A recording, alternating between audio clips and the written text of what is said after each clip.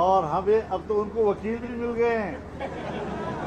کہتے ہیں اسرائیل کو برا بھلا مت کہو، یہ تو پیغمبر کا نام تھا. وکیل بھی مل گئے ہیں. اللہ رب العزت تو بنی اسرائیل کا لفظ استعمال کرتے ہوئے فرماتا ہے لعن الذین کفروا من بنی اسرائیل علی لسان داؤد. پھر تو یہود کا ذکر بھی نہ کیا جائے، وہ بھی تو اسرائیل کا بیٹا تھا، جس پر اللہ رب العزت فرماتے ہیں کہ ان کے لیے ذلت و مسکرت لکھی گئی ہے، ان پر لعنت بھیجی گئی ہے.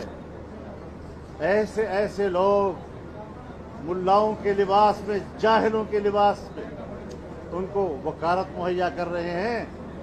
یہود اور اسرائیل پر بھی لعنت اور ان کی وکالت کرنے والوں پر بھی لعنت. اسی لیے میں اپنی جماعت کے کارکنوں سے کہتا ہوں کہ جن لوگوں کو جماعت سے فارغ کیا گیا یہی عمل تطہیر تھا، بلا وجہ نہیں کہ ہم اندھے نہیں تھے.